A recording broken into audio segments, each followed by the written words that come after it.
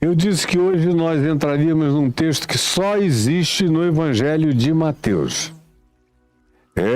No capítulo 17, do verso 24 ao verso 27, depois que Jesus anuncia mais uma vez a sua morte e ressurreição, e mesmo concluindo com a ressurreição, os seus discípulos ou não querem entender, ou se bloqueiam, ou se fecham, ou criam alternativas para um Cristo sem cruz, como a gente já viu, as diversas alternativas, as explícitas, as implícitas, as sutis, mas eles estão sempre criando isso.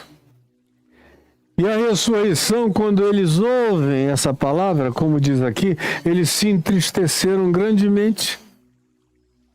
Parecia que tudo que Jesus dizia sobre a cruz e sobre os sofrimentos da cruz eram tão factuais e reais no horizonte imediato das observações deles, que quando Jesus introduziu o tema da ressurreição, que era singular, completamente singular, porque morrer, tem gente morrendo todo dia.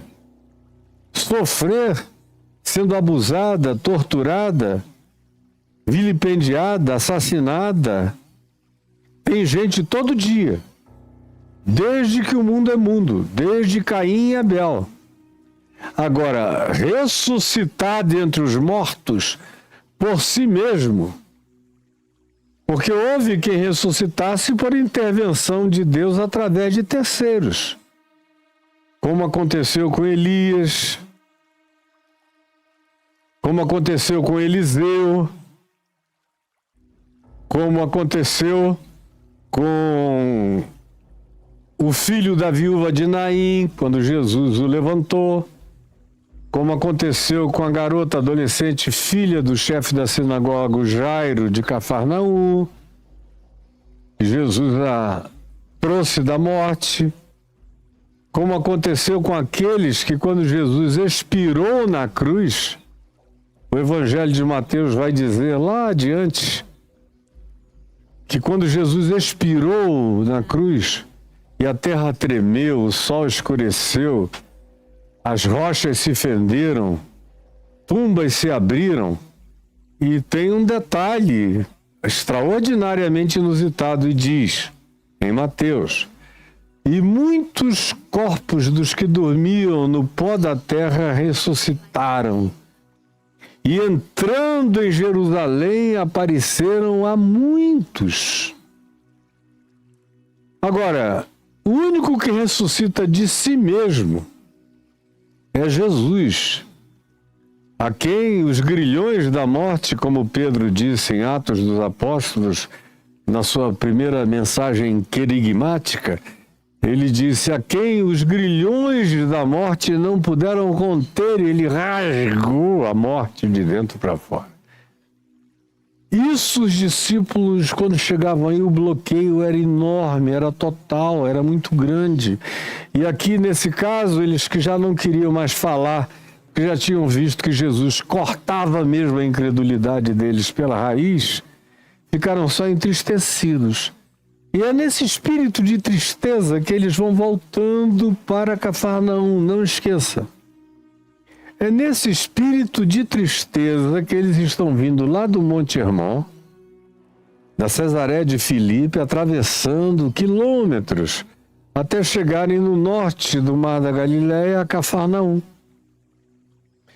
E que era onde Pedro morava, onde a esposa dele ficava, a família dele, a parentela dele, e aonde Jesus adotara o lugar para ser a sua base de operações durante aqueles 3 anos e 3 meses, 3 anos e 6 meses, mais ou menos, da duração dessas ações terrenas visíveis, narradas nos evangelhos que nós temos aqui diante de nós.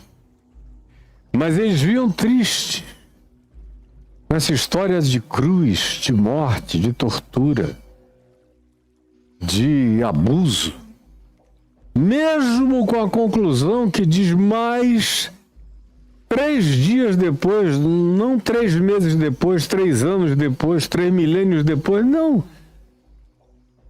2 noites, 3 dias depois. Foi isso que durou 2 noites e 3 dias. Nem inteiros os 3 dias. Ele ressuscitará de entre os mortos. O último inimigo será vencido, a saber, a morte. Mas, como eu disse ontem, se você vedar o entendimento, você vai fazer um filtro, mesmo contra a melhor, maior, mais significativa e inusitada de todas as boas novas. De todas as boas novas. De toda e qualquer perspectiva celestial, de anúncio da intervenção de Deus, levantando Jesus da morte sobranceiramente sobre todo o poder, sobre todo o principado, sobre toda a potestade. Mas eles chegam assim nessa cambaleância. E quando vão entrando na cidade, recebem mais um cacete. Quem é que gosta de receber cobrança de imposto? Eu, francamente, até o dia de hoje, nunca encontrei ninguém que tenha dito: oba, recebi uma cobrança de imposto, que coisa linda, maravilhosa, abençoada. O imposto, especialmente quando se trata de um imposto escorchante, opressivo, acachapante, exagerado, dobrado, porque tinha, juntamente com esse imposto, a parte que tocava à religião, ao templo, que era uma superestrutura caríssima, muito parecido com o Congresso Brasileiro, só que mais caro ainda, porque o que eles gastavam de animais, milhares e milhares e milhares de animais sendo imolados todo dia, de todos os tamanhos, touros, bois, ovelhas, bichos de todos os tipos designados na lei de Moisés, e meu Deus, e que moscaréu! E os sacerdotes, que eram miríades de sacerdotes, uma tribo inteira, a tribo de Levi, toda ela sustentada pelo dízimo dos crentes do país inteiro. Então, esse imposto, uma parte cobria o templo e uma outra parte ia para Roma, que era a grande meretriz, a grande prostituta, que conquistava os povos e ninguém em Roma trabalhava. Era uma cidade com 1 milhão de habitantes vadios, porque eles comiam de todas as explorações e dos despojos que vinham de todos os rincões do Império Romano para lá. Pela exploração, eram despojos, eram tomados, eram impostos, eram cobranças, para que os romanos vivessem apenas de fofoca, de política, de sexo, de bebedeira, de orgia, de glutonaria, de diversões bárbaras e patéticas, de mortes, de gladiadores escravos, de sangue derramado, de vísceras expostas, de animais exóticos trazidos da África inteira, da Índia, do Oriente, de todos os lugares. Fortunas eram gastas para se manter aquele espetáculo circensemente demoníaco. Não era o circo de Soleil, era o circo do Hades, o circo do Tártaros, que havia em Roma. E o dinheiro, não só desse povinho aqui, mas de todo o mundo sob a dominação romana, ia para lá. E eles vão entrando em Cafarnaum junto com Jesus, quando chegam os cobradores de impostos. O imposto das 2 dracmas, que era um imposto caro. Cada indivíduo tinha que separar 2 dracmas para poder pagar esse imposto, que tinha essas designações minimamente duplas. E quando eles vão entrando, os que cobravam os impostos à porta de Cafarnaum se dirigiram a Pedro, não a Jesus. Pedro, mais falante, morador do local, conhecia todo mundo, era conhecido por todos, vieram a ele, que era uma figura que tinha tendência a ser daqueles que andam do lado de Jesus, bem à frente, cumprimentando todo mundo, extrovertido. Mas nesse dia ele chegou ali triste. Ele e todos os demais, cabisbaixos, pensativos, silenciosos, como diz o verso 23, entristecidos, se entristeceram grandemente. Não era pequena a tristeza deles. E quando Pedro entra, os que cobravam o imposto das 2 dracmas perguntaram-lhe: não paga o vosso mestre as 2 dracmas? É interessante que essa pergunta se dirige, no que diz respeito ao objetivo da cobrança, a Jesus. É mais uma tentação, é mais uma provocação. Dos cobradores de impostos sempre tem gente provocando Jesus. Eles não perguntaram a Pedro: escuta, você vai pagar o seu imposto? E vocês aí, homens que andam com ele, era dos homens que se cobrava o imposto e não das mulheres. Eram os homens que respondiam por essa função social.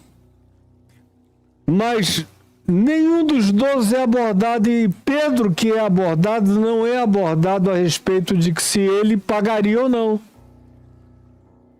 Ou se Zebedeu, pai de Tiago e João, que ficara responsável pela indústria pesqueira que eles tinham juntos, pagaria ou não pela empresa deles em Cafarnaum. Não.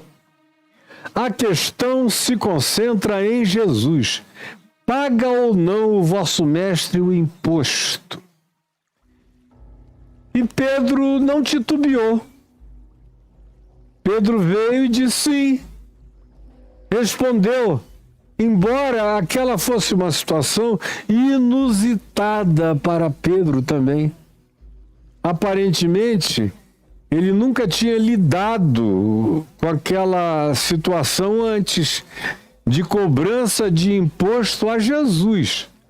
Ele estava acostumado, como pescador, a pagar imposto, que não era nem pago, no caso dele, da indústria pesqueira dele, com grana. Na maioria das vezes era com peixe. Eles pegavam o peixe fresco e tinham que levar até a coletoria, que durante muito tempo foi cuidada por Mateus, que era o principal coletor de impostos daquela região toda da Galileia, riquíssimo, e que agora era um discípulo que abrira mão de tudo e vivia em estado de simplicidade pobre, seguindo a Jesus. E Pedro tinha que pegar o peixe fresco em condições anteriores e normais e ir lá na coletoria de Mateus e trocar aquele peixe por charque. Então ele dava o peixe fresquinho da Galiléia, que ia para Jerusalém, para o palácio de Herodes, de Pilatos, das realezas, dos procônsules, dos sumos sacerdotes, das autoridades do templo, peixe fresco da Galiléia, enquanto quem pescava o peixe recebia charque, salgado, para ficar ali. Já vencido há muito tempo, só não estava apodrecido por causa do sal que preserva. Era o que normalmente acontecia com ele, mas nesse dia ele é abordado para saberem dele se Jesus pagava ou não pagava imposto. Se fosse hoje em dia aqui na bancada da Bíblia, eles já iam dizer: ah não, Jesus não pode pagar imposto. É ou não é? Está prestando uma obra social, curando os doentes, os enfermos, multiplicando pães, consolando pessoas.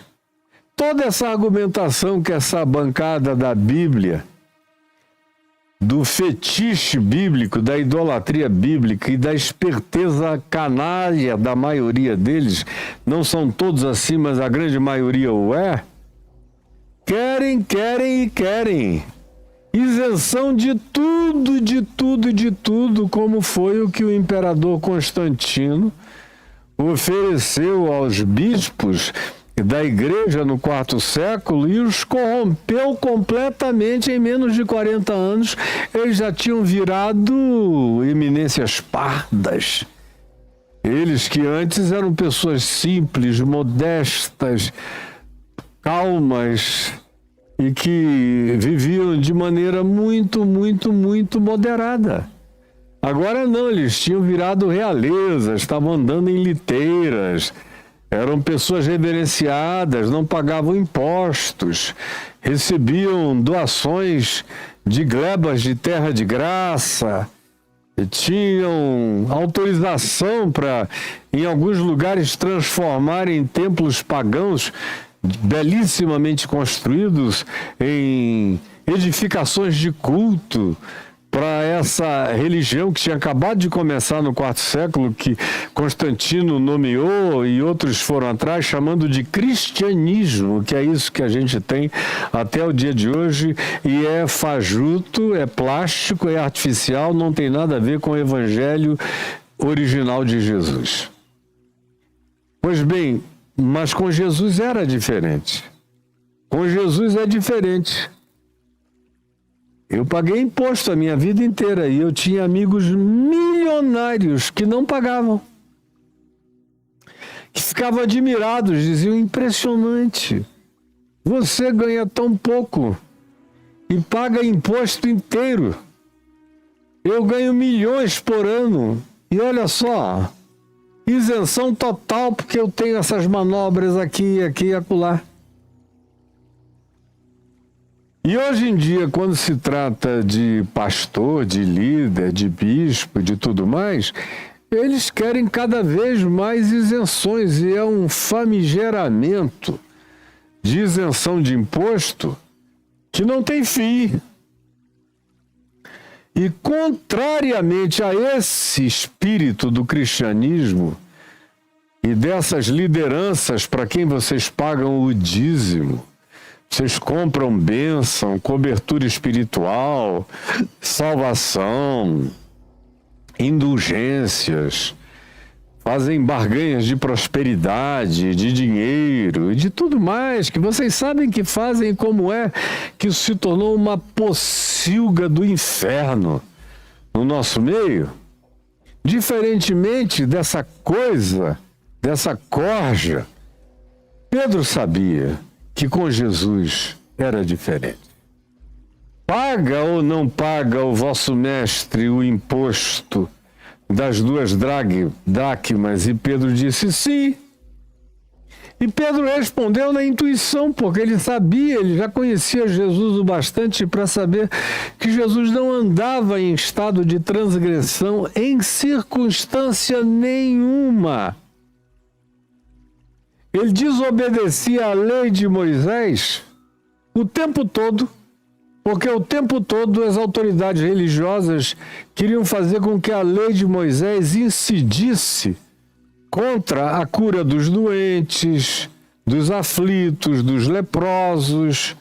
Queriam que a lei de Moisés fizessem com que Jesus a ela se associasse para proibir que se comesse nos quadrantes das searas o trigo em relação a pessoas famintas, conforme até a própria lei de Moisés previa, que os quadrantes dos campos ficassem livres para que os pobres deles comessem. Mas o regimento religioso dizia: tá bom, de segunda a sexta, mas sábado nem estender a mão para tirar uma espiga de milho é permitido, é pecado. E Jesus dizia: pecado nada, podem comer à vontade. E um monte de outras circunstâncias. Moisés nos mandou que tais mulheres sejam apedrejadas. Então ele dizia: então engulam a pedra, porque aqui na minha presença ninguém vai apedrejar ninguém. Quem estiver sem pecado, seja o primeiro a tirar pedra, porque eu conheço vocês todos. Comecem. E aí foram jogando as pedrinhas e saíram. E ele viola o tempo todo a lei que se contrapõe à vida, que se contrapõe ao que é soberano sobre toda lei. Qualquer lei que seja antivida é demoníaca, torna-se demoníaca. A lei de Cristo é vida, espírito e vida. A lei dos homens é que prevê a morte, a punição. Ela tem lá a hora e o lugar dela, mas não venham pedir que Jesus a ela se associe contra o espírito da libertação, da preservação e da sustentação da vida humana e da liberdade humana, não importando qual fosse a cláusula legal que Jesus tivesse que atropelar, desde que fosse para salvar a vida humana. Sem falar que na cruz ele matou a lei toda, disse: paguei tudo, rasguei o escrito de dívida que ninguém conseguia cumprir, está tudo rasgado lá na cruz. E durante a vida dele ele foi praticando e rasgando. Mas só quando implicava em ter que salvar vidas. Do contrário, ele não estava ali para ser um idiota provocador de escândalos, como eu vejo alguns aqui que dizem na internet: eu estou aqui só para ser um escândalo. Um escândalo. São seres abjetos os que fazem isso. Jesus não. E esses que fazem isso não conhecem Jesus. Pedro conhecia Jesus o bastante para dizer sim, mesmo não tendo havido nenhuma narrativa que mostrasse Jesus pagando o imposto. Mas Pedro deduziu que era óbvio. Sim, ele paga sim. Aí entrou Pedro em casa, na sua própria casa, onde Jesus estava, e Jesus se antecipou a Pedro. Pedro nem precisou puxar o assunto. Veio ele ali duplamente cabisbaixo, com o grande entristecimento de Jesus falar da morte, da ressurreição, que eles não conseguiam transformar em projeto de alegria e esperança nunca. Sempre tristeza. E o segundo baque é esse, e o imposto. E era um dinheiro significativo a ser pago na hora. Ficaram esperando uma resposta e Pedro entrou calado. E Jesus se antecipa. Vem na direção de Pedro, dizendo: Simão, que te parece? De quem cobram os reis da terra imposto ou tributo? Dos seus filhos?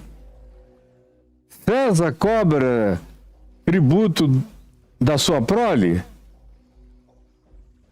Herodes cobra tributo dos seus filhos? Os reis e governadores dos povos cobram tributo dos seus parentes? E os seus oficiais cobram tributo também daqueles que são íntimos da sua parentela ou da sua casa?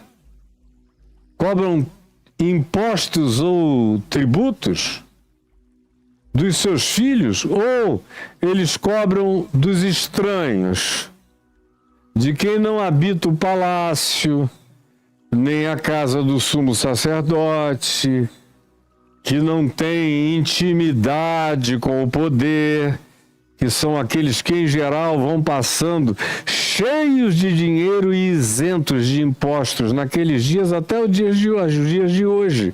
Não mudou absolutamente nada. Jesus perguntou: de quem os reis cobram os tributos ou os impostos? Dos filhos ou dos estranhos, do povão, dos pobres? E Pedro respondeu com conhecimento de causa total. Pedro disse: dos estranhos, Senhor. Eles cobram impostos dos estranhos. estranhos, dos pobres, da plebe, dos que não têm contador, dos que não têm advogado, dos que não têm como ocultar o imposto, dos pobres que são honestos, que contabilizam tudo o que lhes entra e querem andar certinhos porque querem ter um nome limpo. Porque rico não se preocupa tanto com o nome limpo, mas pobre paga. Deixa eu abrir um parêntese aqui. Os bancos onde há menos inadimplência na face da terra, você sabe quais são? Sabe quais são? Especialmente na Índia e na África, onde há experimentos de bancos sociais, que são bancos para pobres. Eu já estudei bastante esse assunto porque eu estava começando um banco para pobre lá na fábrica de Esperança, em Acari, há 28 anos atrás. E todas as notícias, todos os informes que eu tinha de que praticamente não tinha inadimplência. E os meus amigos, diretores, o vice-presidente, do Bradesco, do Itaú, dos outros bancos, os donos do banco me diziam das inadimplências, como estava grande. E sempre era da classe média para lá que a inadimplência era mais alta. Mas os pobres, em geral, chegam junto, fazem tudo para não perder o nome. E Pedro, já nos dias dele, sabia disso. Pois bem, fechando parêntese, os bancos sociais para pobres, que praticamente não têm juros de nenhuma natureza, é mínimo. Alguns deles são tão sociais que não têm juro nenhum. E ainda fazem assessoria para o indivíduo sair e abrir um negócio, e fazem manutenção para o indivíduo aprender a gerenciar, desenvolver, crescer. E aí pagar a dívida toda.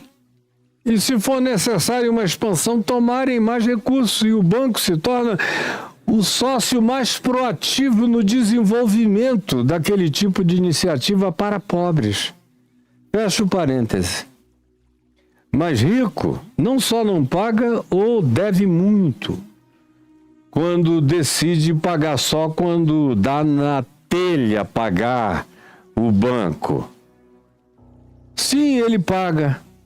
E Jesus faz essa pergunta: escuta, os reis, as autoridades, os presidentes, a cobrança vai para os filhos ou eles conseguem dar um jeito de camuflar isso aí? Só os estranhos, os distantes, os pobres é que pagam, e pagam muito, e sustentam o luxo dos que podem tudo.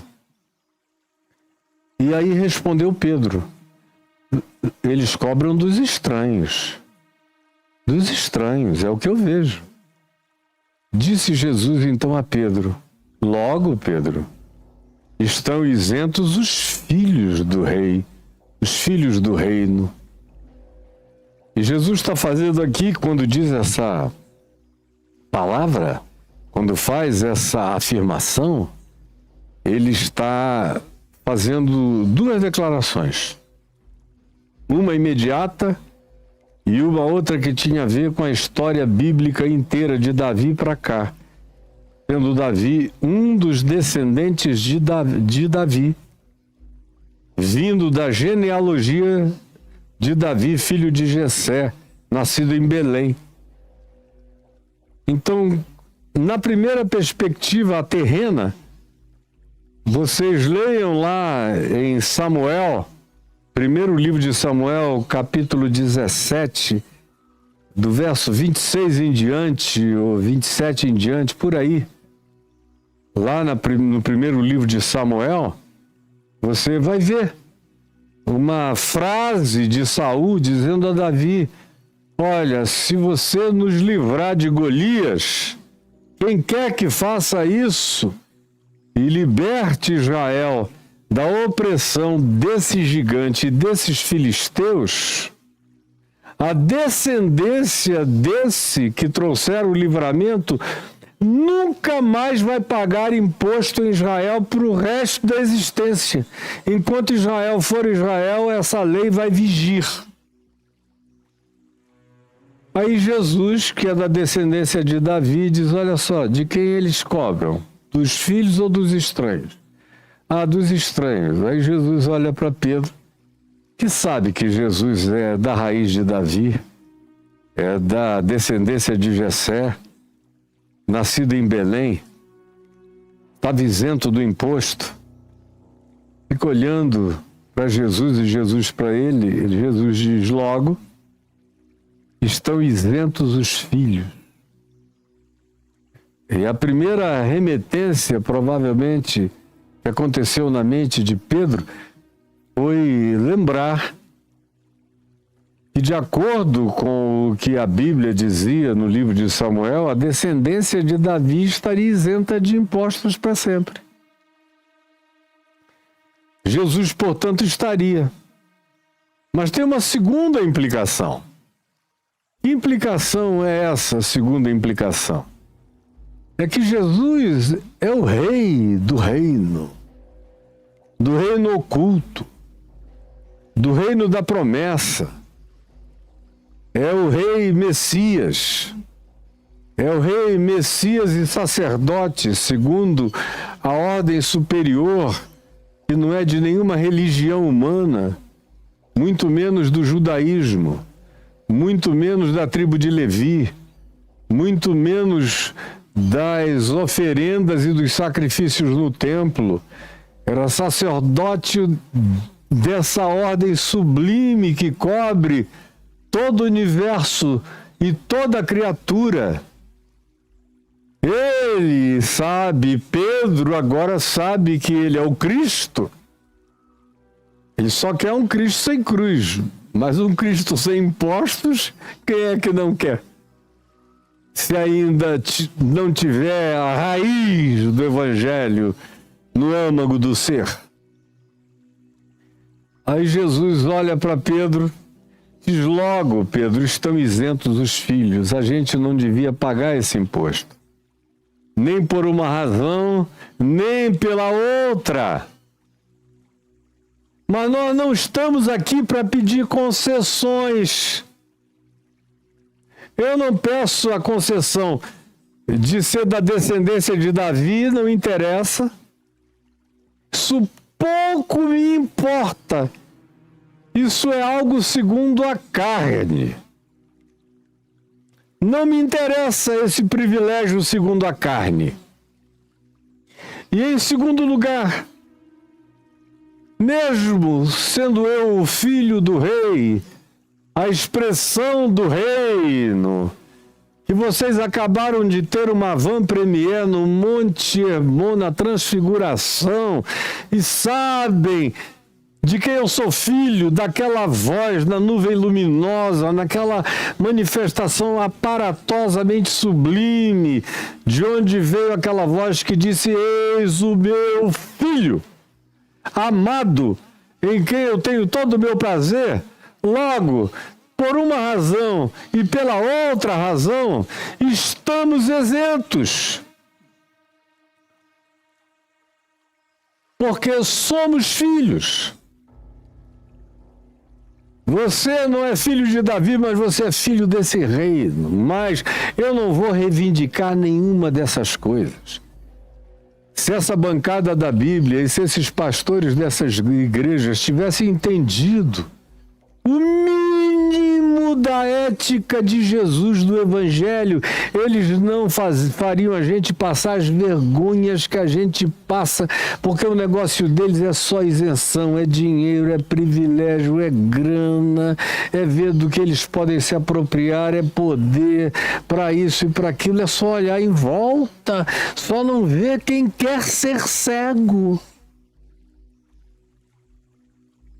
Porque é absurdo dizer que não é bem assim. Vá falar isso com Satanás para ele te dar uma gargalhada na cara. Mas não fale comigo não, porque eu te repreendo em nome de Jesus, meu filho e minha filha. Olhe em volta, chega! Jesus então disse logo, estão isentos os filhos. mas para que não os escandalizemos. Olha a preocupação de Jesus de não causar escândalo. Ele causa o escândalo quando se trata de deixar os sumos sacerdotes chocados, quando se trata de deixar os acadêmicos da incredulidade, os escribas, os doutores da lei, os teólogos, os sacerdotes, os capitães do templo, essas figuras todas, usurpadoras de poder, os religiosos caninos, que iam o tempo todo atrás dele, rosnando, provocando, como vocês que têm acompanhado todo esse processo comigo nos 2 últimos anos, aqui seguindo e pisando nas páginas do Evangelho de Mateus, já viram de sobra.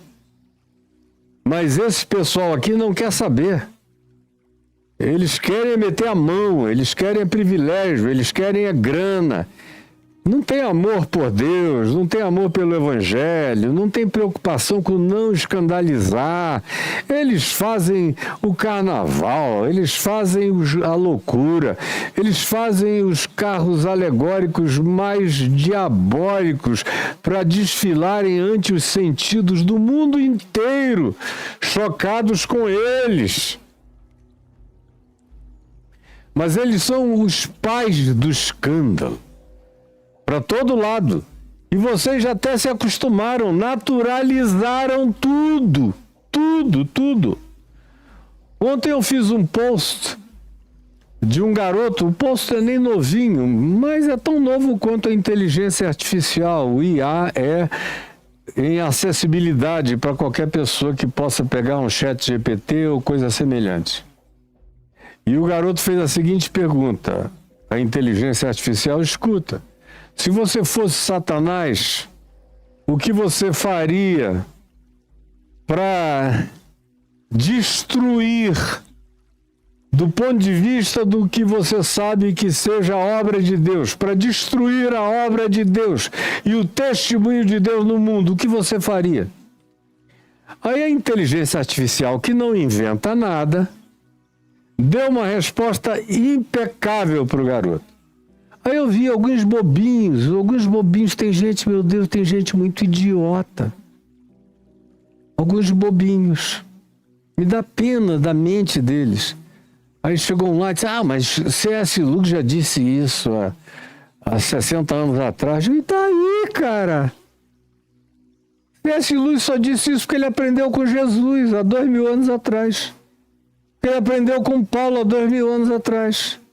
Eu digo isso há 51 anos, não é porque eu inventei, é porque eu aprendi com Jesus.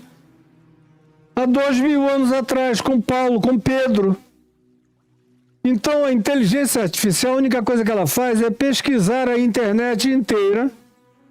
Como se você tiver uma inteligência artificial, você vai ficar chocado. Eu já fiz esse teste mais de uma vez no chat GPT.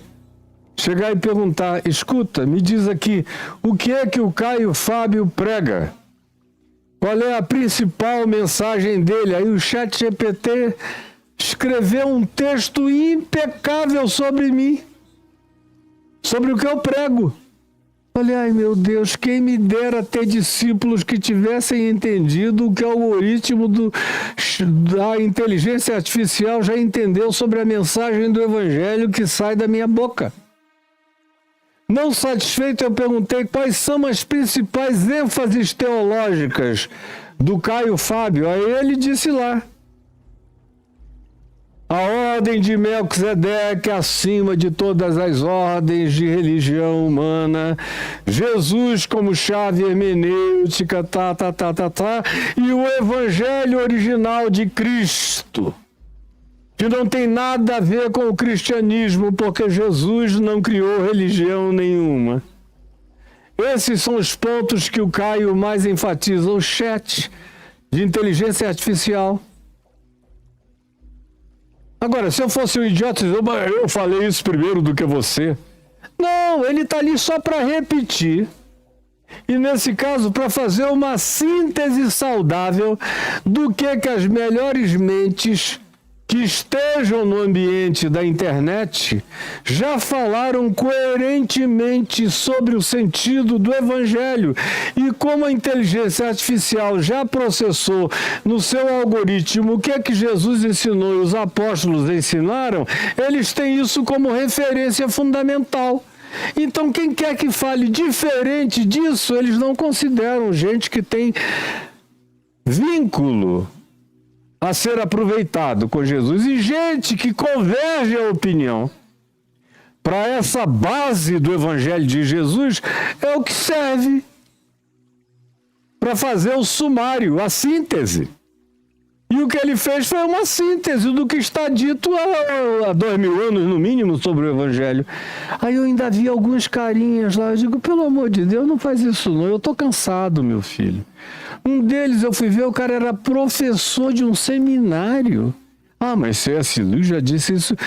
Meu querido, o algoritmo leu do C.S. Lewis, leu de mim, leu do Kierkegaard, leu de Tomás de Aquino, leu de Santo Agostinho, leu de Pedro, leu de Paulo, leu do Evangelho, leu de Jesus. Ele não inventa nada. E você está com ciúme agora? Até para isso vocês não conseguem saber nem para que essa coisa serve. Fecha parênteses. Pois bem, Jesus disse, logo, Pedro, estão isentos os filhos, mas como essa é uma raça de seres perversos, qualquer argumento que a gente traga em relação à isenção financeira, especialmente quando o assunto é dinheiro, aí eles veem que vem em cima mesmo. E se você der uma ocasião, por menor que seja o pretexto, para quem quer que busque uma oportunidade para se escandalizar de Jesus e do Evangelho, e se vem alguém em nome de Jesus glorificando dinheiro, querendo isenção de cobranças, querendo ficar rico, e eles estão de olho e vendo, eles olham e dizem, olha só quem é esse Jesus. Como eu ouço toda hora, ainda bem que sobrou você e alguns poucos como você, porque o resto eles me dizem, desculpa, meu irmão, desculpa, eu não quero te ofender, o resto não presta. Aí eu vejo da presidência da República, passando por todas as instâncias, gente do Supremo Tribunal Federal, pessoas amigas que eu tenho em todos os lugares, ou sacerdotes sérios, amigos meus dizem, desculpa, o resto, eu não sei, dá para contar na mão, porque não prestam. Não prestam. Pois bem, a inteligência artificial descreveu exatamente o cenário que está aqui em nossa volta, dizendo eu provocaria uma maior onda de hipocrisia, o maior surto de divisão, a maior ambição e busca de luxúria, de dinheiro, de propriedades, de controle, de domínio político, de grandeza, de fama, e saiu descrevendo a nossa geração, a inteligência artificial. E teve gente que ficou zangada por ver o algoritmo que só faz uma síntese do que está espalhado pelo mundo, de negativo, e conhece e sabe, como algoritmo, o que é que Jesus ensinou para ser praticado, compara as duas coisas e diz e fala em nome do diabo. Se você fosse o diabo, o que você faria? Ele descreve a antítese de tudo que Jesus ensinou, que está à nossa volta, para todo lado. É tão chocante que parece que foi inventado, que parece que você estava ouvindo uma mensagem minha, ou a síntese de tudo que eu preguei nos últimos 51 anos, mas não é. É só a leitura do que está na rede, e a síntese do que aquilo é, do ponto de vista diabólico, e de como aquilo é anticristo, anti-evangelho, anti-vida, anti-Deus. E é acerca disso que Jesus diz, mas para que não os escandalizemos, para que não os escandalizemos, para que a mensagem do Evangelho que nós carregamos e que eu encarno não seja relativizada além da maldade que eles já escolhem para atribuir a mim, heresia, apostasia, maldades, como eles fazem. Para cada bem que eu realizo, pior eu fico aos olhos deles. Mas que seja pela prática do bem que eles se escandalizem comigo, e não pela prática do mal, não pelos desvios, não pelas malandragens, não pela luxúria, não pela sofreguidão das riquezas, não pelo desejo de domínio e de poder, não pela prevalência da coroa do ódio, não. Para que não os escandalizemos, para que além do que eles já se escandalizam com toda a bondade praticada por mim e por vocês, como realidade e princípio do Evangelho, isso aí é inegociável. Agora, essa bobagem de dinheiro, claro que dinheiro é bobagem. A gente paga sim. Quanto é que é? Aí Pedro diz, são 2 estátuas. Desculpa, 2 dracmas. Para cada pessoa. Aí Jesus disse a Pedro, bom, então vai aqui, porque a casa de Pedro, em Cafarnaum, está mais ou menos uns 80 metros, 90, no máximo 100 metros da água, hoje em dia. E é ali do lado, as ondas do mar, do lago, com muito vento, batem ali, você vê o chuá, para lá e para cá. Cafarnaum é um lugar delicioso de se estar. E eu não vou contar as minhas histórias em Cafarnaum, porque são muitas. Dava até um livrinho sobre as minhas histórias em Cafarnaum. Então, Jesus diz, vai aqui no mar. Não é pesca de tarrafa nem de arrastão, é um anzol. Vai e joga o anzol. E um detalhe aqui, o Mar da Galileia é um lugar muito pescoso. É um dos lagos mais pescosos que eu pessoalmente conheço. Já mergulhei em muitos mares por aí afora, muitos lagos. Mas como aquele ali, eu nunca vi nenhum que venha aquelas hordas, aqueles enxames de peixes e ficam beliscando você, beliscando para todo lado. Não é nem um lugar bom para tomar banho, para boiar, porque eles ficam nas tuas costas. É bom quando você tem algum ferimento na pele, porque eles arrancam tudo, limpam tudo. Quase que fervilha. São milhões ou talvez bilhão de peixes que tem ali. Naquele mar que não é, naquela lagoa, naquele lago de 22 quilômetros de comprimento e 12 de largura, mas que chega a ter 60, 70, 80 metros de profundidade. Em alguns lugares ele é mais profundo do que o rio Amazonas ou do que o Rio Negro, que são só muito maiores, infinitamente mais largos e tudo mais. E com peixes gigantescos de tamanho marinho. Mas, pois bem, vai lá e joga o teu anzol. E o primeiro peixe que apanhar, tira e abre a boca do peixe. Isso a gente está falando de milhões ou até de bilhão de peixes naquela água. Peixes assim, peixes assim, peixes assim. O chamado peixe de São Pedro, que é uma tilápia maior, que todo mundo come lá, é mais ou menos desse tamanho. Mas a quantidade dos pequenininhos é infinita. Vai, joga e o primeiro que fisgar, que pegar, puxa. Traz e abre a boca dele. Quando tu abrires a boca desse peixe, tu vais ver que esse é um peixinho que eu estou de olho nele. Dentre os milhões e bilhões, um peixinho sofrido, que engoliu um estáter. E era uma pataca que valia 4 dracmas. Com um estáter você pagaria 2 impostos. Aí Jesus diz, vai ao mar, lança o anzol e o primeiro peixe que fisgar, tira-o. E abrindo-lhe a boca acharás um estáter, que é equivalente a 4 dracmas. Vai lá e paga o imposto das 2 dracmas por pessoa, por mim e por ti. Mas esses caras aí da porta não terão argumento nem contra você, nem contra mim, nem contra nós, porque isso é bobagem.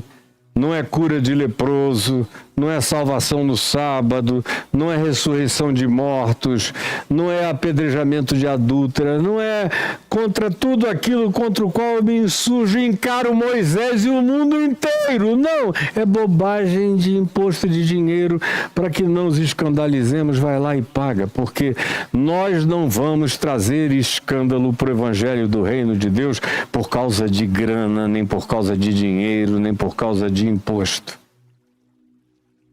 Eu ainda, agora 70 anos, ainda tenho algumas dívidas, são poucas, graças a Deus, que me vieram do tempo da falência da Fábrica de Esperança, da Vinde TV, das rádios que eu tinha, da Vinde Missão. Eram milhares de pessoas trabalhando para mim, milhares de voluntários. Era uma coisa enorme, e quando aconteceu em 88, por razões variadas, e que não vem aqui ao caso narrá-las, de não podermos mais continuar, e eu sabia que aquele projeto tinha chegado a um fim, sobrou, no entanto, para mim, e eu nunca pedi isenção, nunca fiz chorar para presidente nenhum, dizer, olha, aquilo ali não tinha fins lucrativos, eu nunca tirei um tostão, eu não era assalariado. Tudo ali era prestação de serviço para milhares e milhões de pessoas nas áreas as mais variadas por décadas e décadas e décadas. Era um argumento maravilhoso para montar e vir, pleitear até no Congresso isenção para tudo aquele complexo que alguns chamavam até de Império do Bem. Eu sempre fiquei mal com essa história, porque eu nunca conheci nenhum império do bem. Todo império é do mal, porque império já pressupõe que você vai expandindo as suas coisas, tomando as dos outros. Por isso, não é o império de Deus, é o reino de Deus. O reino carrega uma legitimidade contida ao ambiente do legítimo. No caso de Deus, toda a criação e toda a criatura. Mas não é império. O império é o das trevas. O reino é de Deus. Mas nem isso eu quis. Falei, eu vou viver com as consequências, eu vou conseguir pagar e o Senhor vai me socorrer. E agora, pelo que eu saiba, sobraram poucas coisas. E no momento tem uma pessoa que eu amo muito e demais, e que está idosa e está precisando, e era meu diretor estatutário, não ganhava nada, era só um amigo desde que eu tinha 12 anos de idade. E que está precisando de um socorro final, e eu tenho pedido a Deus para me mandar de algum lugar celestial o recurso de 28 mil para eu conseguir ir lá e quitar o que ele está precisando para ele voltar a ter a inteireza do que ele necessita para concluir a jornada dele, que já está com 91 anos de idade e é um amado que nunca tocou nesse assunto comigo. Já até viajou a Israel comigo depois disso, com todo amor e carinho, adorou conhecer a Adriana e tudo mais, um cavalheiro, e eu amo e quero ajudá-lo. Agora, o interessante é que ninguém ficou escandalizado propriamente, exceto talvez 3 ou 4 pessoas que foram as que eu mais ajudei a vida inteira, foram as que ficaram. E quando eu perguntei, por que vocês ficaram assim? Ah, porque nunca mais na vida nós vamos receber tanta graça, tanto benefício, um salário tão generoso e tantas prerrogativas de benesses quanto de você. Por isso que a gente está com raiva. É porque o mundo não vai nos tratar tão bem como você nos tratou. Eu digo, olha, vocês estão apenas fazendo uma confissão de uma maldade de coração, porque vocês receberam de mim infinitamente mais do que jamais tinha sido contratado com vocês, mas cada um vive com a sua própria consciência. Jesus disse, toma e paga o imposto por mim e paga por ti. E esse assunto fica liquidado aqui. Agora, eu já falei mais de 1 hora. O TikTok, os 4.000 que estiveram por aqui já até caiu. E eu vou prosseguir no dia de amanhã. Porque amanhã vem a mensagem espiritual, meiga, doce e profunda desse texto e da pertinência dele à nossa existencialidade. E eu te peço, Jesus, eu te invoco, Jesus, e peço que dessa explanação singela, simples e informativa, tenha vindo o poder de uma mensagem implacavelmente terna, convincente e convertedora de mentes, atitudes e corações. É o que eu imploro que tu realizes e que tu tragas essas lições e apliques a todos nós, para que nós não sejamos filhos do escândalo, nos tornando tudo que o diabo queria que a gente fosse. É o que eu peço que a tua graça realize em nosso favor. Em nome de Jesus. Amém e amém.